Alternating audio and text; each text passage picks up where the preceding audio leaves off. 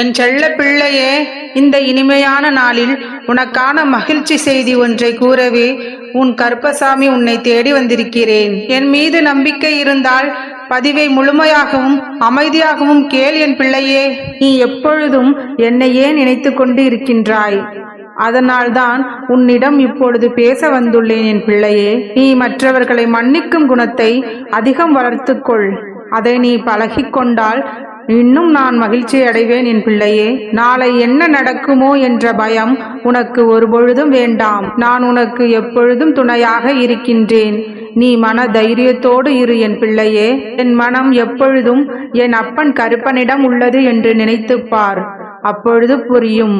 உன்னை படைத்தவனும் நானே, உன்னை செயல்படுத்துபவனும் நானே. பிள்ளையே, நீ என் ஆலயத்திற்கு வந்தால் என்னிடம் மட்டுமே அதிகம் பேச வேண்டும் என்று நான் விரும்புகின்றேன்.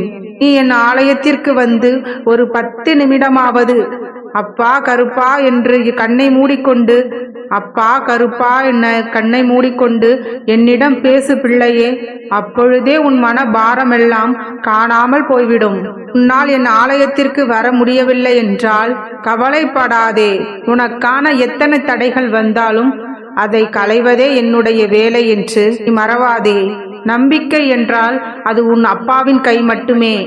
அடிக்கும் கையும் அரவணைக்கும் கையும் என் அப்பாவுடைய கைதான் என்று நீ முதலில் புரிந்து கொள் என் பிள்ளையே. இந்த கஷ்டங்கள் உனக்கு நிரந்தரம் இல்லை. கஷ்டமோ சந்தோஷமோ எல்லாம் வந்த வழி எதுவோ அதே வழியில் திரும்பி போய்விடும். உன்னை எதிர்மறையாய் செயல்படுத்தும் எந்த ஒரு நிகழ்வுக்கும் நேர்மறையாக உன்னை வெளிப்படுத்து. அப்பொழுது உன்னுள் தோன்றும் மன அமைதியும் சந்தோஷமும் உனக்கு கிடைக்கும் உத்வேகமும் வேறு எந்த விஷயத்திலும் உனக்கு கிடைக்காது. அந்த அளவிற்கு ஒரு மனநிறைவை அது கொடுக்கும். என் செல்ல பிள்ளையே, கஷ்டத்தை நினைத்து துவண்டு விடாதே. கஷ்டம் என்பது இன்று வரும் நாளை போகும். சந்தோஷமும் அப்படித்தான். வாழ்க்கையில் ஒவ்வொரு நிமிடத்தையும் நீ ரசித்து பார்க்க வேண்டும். உன்னுடைய வாழ்க்கையை உன்னுடைய ரசனையால் வாழ வேண்டும். அதை விட்டுவிட்டு சலித்து போகாதே என் பிள்ளையே. பட்டம் வானத்தில் பறக்கலாம் நூலின் உதவியால். ஆனால் காற்றால் மட்டுமே அதனை வழிநடத்த முடியும்.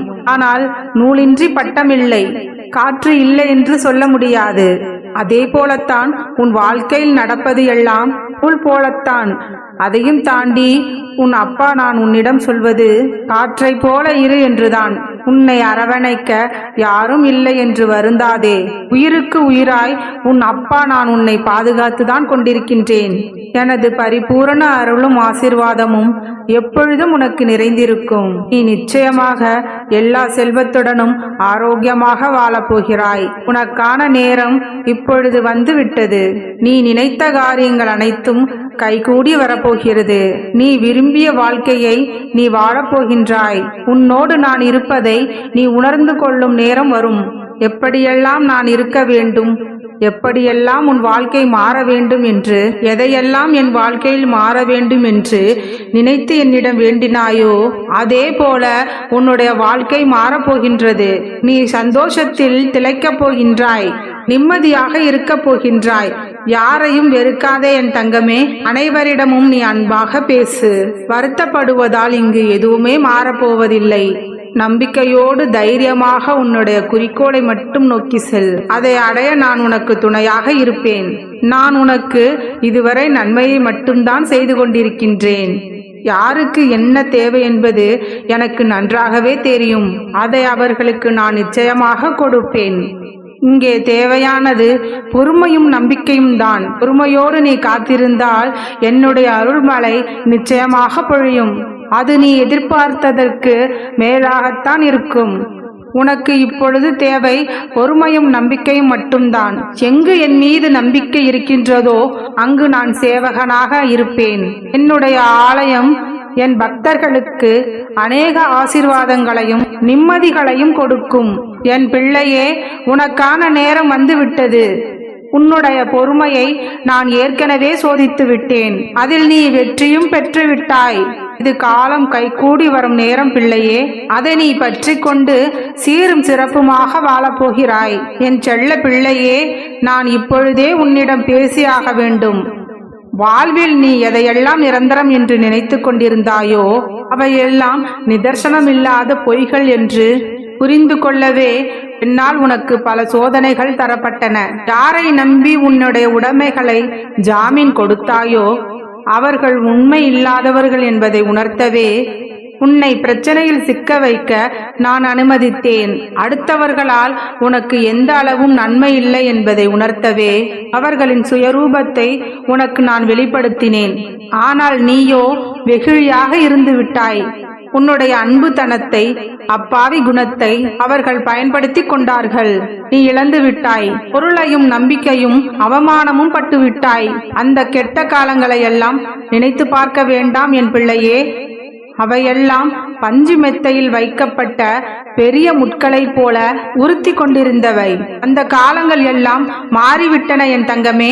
இனி வருவது எல்லாம் உனக்கு வசந்த காலம்தான். இதோ உனது வலது கையை பிடித்து நான் தூக்கி நிறுத்தி விட்டேன். இந்த உலகத்தில் என்னை விட உனக்கு வேறு யாரும் உண்மையான உறவு இல்லை என்பதை நீ புரிந்து கொள்ள வேண்டும் என்பதற்காகவே போலியான உறவுகளை உன்னிடம் இருந்து விலக்கி வைத்தேன்.